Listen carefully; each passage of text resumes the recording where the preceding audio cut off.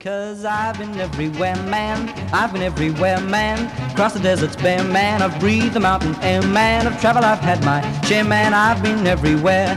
Been to Tullamore, Seymour, Lismore, Maluma, Nambour, Rochester, Kilmore, Marillabah, Birdsville, Emmaville, Wallaville, Connemara, Connemara, Strathrown, Proserpine, Ulladulla, Darwin, Gingin, Lilliquin, Muckdilla, Wallumbilla, Bougainville, Cumberland, I'm a killer. I've been everywhere, man. Question without notice, Neil Butler. Yeah. You're supposed to be an intelligent person because you were a school teacher. Yeah. What is it that would keep the ridiculous of words of that ridiculous song in my head all of those years when I can't even remember what I did yesterday? I'm just going to raise the bat outside off stump, let that one go through the weekend because there were so many correct answers to that. But in case you hadn't picked up on the hint in the introduction, we're going to Boort. And Boort is where we will find Graeme Lawrence. Good morning, Graeme. It's Neil here. You've already spoken to Rob.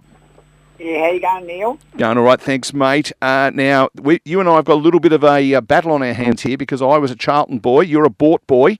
So, of course, we know that you live in the second-class citizen area, but that's okay. Tell us about Boort. Boort Magpies.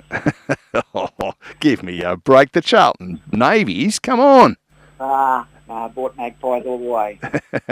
Tell us a bit about Boort. Where is it? Obviously near Charlton, but tell us a bit more about that and what we'll find there.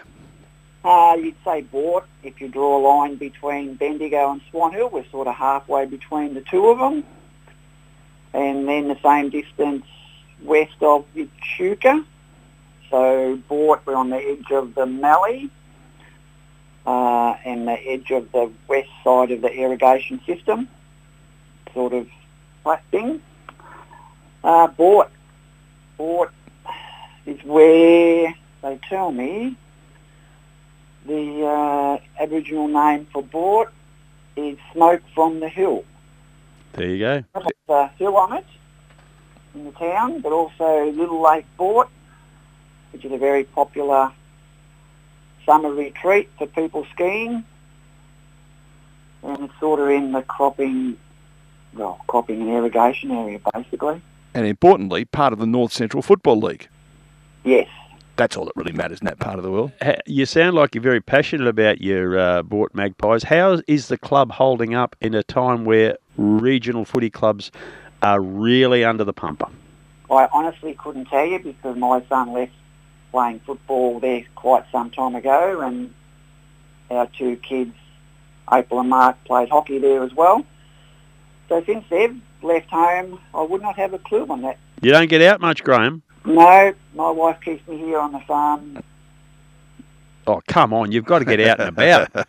No. What are you growing?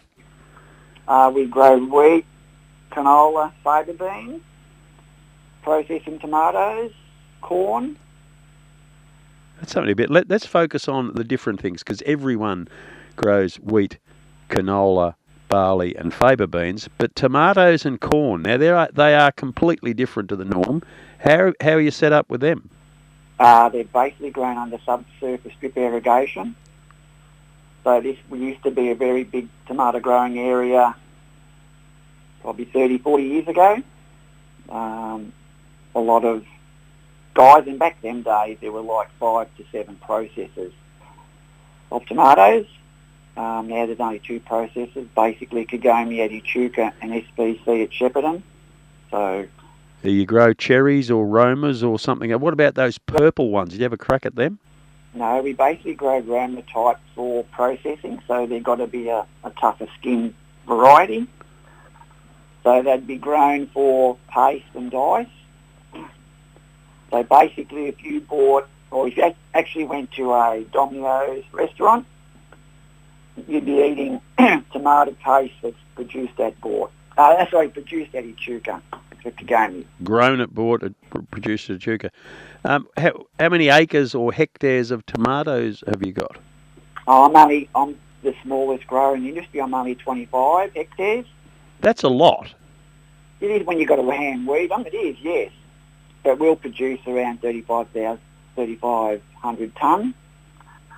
I have some neighbours that are quite bigger, and they're probably more like about 40,000 tonnes. Goodness gracious, that's. I was expecting you to say a couple of hectares and you get to fill up a few boxes, but that is a lot of work. It's fairly intense during the summer because on drip, you're always monitoring them, irrigating every day or fertigating and I now understand why your wife won't let you go to the footy because you've got a bit to do at home. Yeah, and every 8 days you're pretty well spraying them for something, disease or pest. So Yeah, now, Graeme, I'm not saying this to embarrass you, but Graeme is a life member of the Irrigated Farmers Network, he's only one of two, and has therefore obviously had a lot to do with irrigation in the northern part of Victoria. I'm surprised, Graeme, that irrigation comes down as far as Boort. Where does the water come from? From the Murray? no, our water will come from Eildon. So we're on what they call the Goulburn system. So from Eildon, then diverted to Ranga Basin and then into the Ranga West main channel. So which runs through basically sort of Rochester, south of Lockington, across through eventually over here, and even probably nearly as far as probably still 20, 30 k's the other side of Boort before the system finishes. 20 k's anyway. So, Graeme, you mentioned you, like me, grew up on a dairy farm, but that dairy system in the Goulburn Valley isn't what it used to be. So I imagine that the irrigation is a lot different through that. But has it changed a lot coming right across to you, or has your lifestyle been pretty consistent across your time there?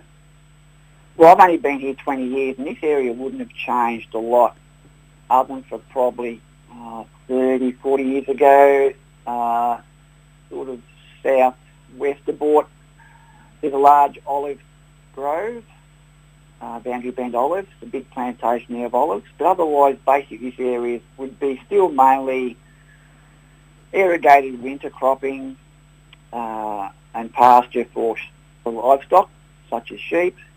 As for back, say, around Rochester, the dairying industry, when I was a kid growing up at Rochester, that has changed hugely with water. Yeah. And the politics of water, which I don't want to get in, because that's another can of worms. Yes, we've seen the outcome of that with one or two floods in that part of the world in recent times. So, Disaster, because my family is still at Rochester, and my brother got flooded at Rochester, so yeah. that town got smashed. So if someone's coming to Boort for a few days, of course they'd come over from Charlton, because Charlton's obviously the centre of attention here, you understand. But if they were coming to Boort, bring their boat, bring their fishing rod?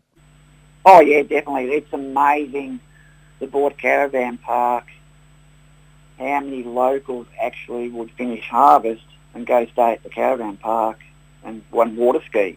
It's a huge social event there after harvest with a lot of people.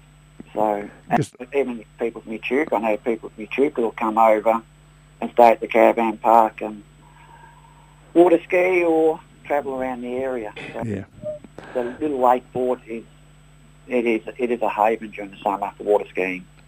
Well, Graeme, I obviously am having a bit of a stir about Charlton being a better place. It is a great part of the world, the Boort, Charlton, Wedderburn, witchy-proof part of the world, and you're a really lucky man to live there. Thanks for taking some time out of your busy tomato growing schedule to chat to us on the radio.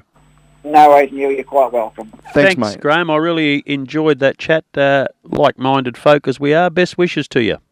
No worries. Thanks for that, guys. Cheers, mate. There he is. No. That is Graeme Lawrence up in Boort.